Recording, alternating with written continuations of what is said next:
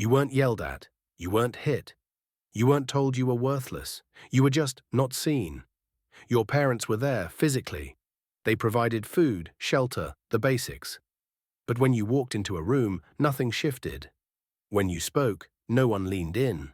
When you needed attention, you learned not to ask, because asking felt like bothering, and bothering meant being a burden.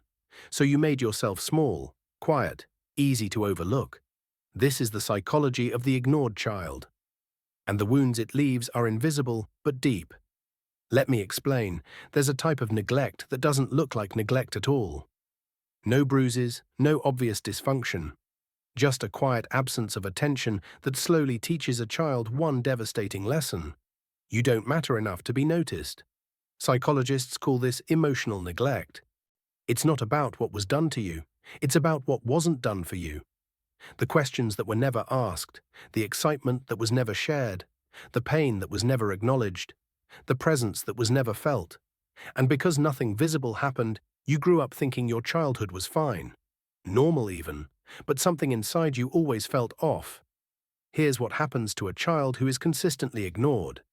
They stop expecting to be seen. At first, a child reaches out.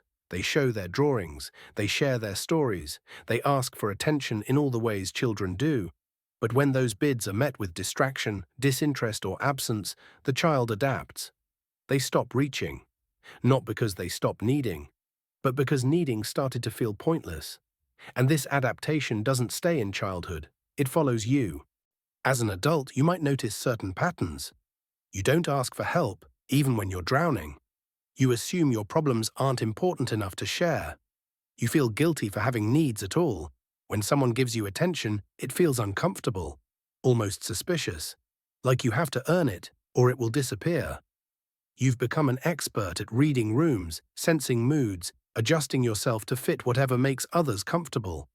Because somewhere deep inside, you still believe that being low maintenance is the only way to be loved. There's another layer here. Ignored children often become invisible adults. Not because they lack presence, but because they've mastered the art of not taking up space. They sit in meetings without speaking. They listen in conversations without sharing. And they support everyone around them while silently struggling alone.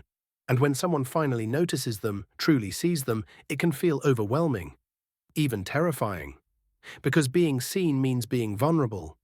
And vulnerability for the ignored child was never safe. Here's something most people don't understand.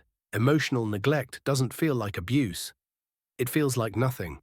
And that's exactly why it's so damaging. When you're yelled at, you know something is wrong.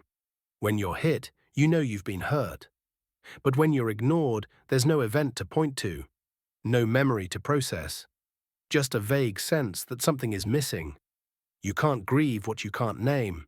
So instead of healing, you spend years wondering why you feel empty, why connections feel distant, why you struggle to believe you're worthy of love and attention. And the answer was never about what happened to you, it was about what never happened at all. Let's talk about how this shapes relationships. The ignored child often becomes one of two things in adult relationships. The overgiver. You pour everything into others because you know what it feels like to receive nothing. You anticipate needs before they're spoken. You become indispensable, hoping that usefulness will earn you the attention you never got. But no matter how much you give, it never feels like enough. Because you're trying to fill your own emptiness through someone else's gratitude. Or you become the one who disappears. You keep people at a distance. You leave before you can be left. You convince yourself you don't need anyone because needing people only ever led to disappointment. Both patterns come from the same wound, the belief that your presence alone isn't enough to be loved. Here's the hardest part. Ignored children often don't realize they were neglected. Because their parents weren't monsters, they were just absent, distracted, overwhelmed with their own lives, their own pain, their own unmet needs. And so you make excuses. They were doing their best. They had it harder than me. At least they didn't hurt me. But here's what you need to understand. Pain doesn't require intent. Your parents didn't have to mean to hurt you for the hurt to be real. And acknowledging that hurt isn't betrayal. It's honesty. The kind of honesty that finally lets you heal. So if you were the ignored child, here's what I want you to know. Your needs were never too much. You weren't a burden for wanting attention. You weren't needy for craving connection. You were a child.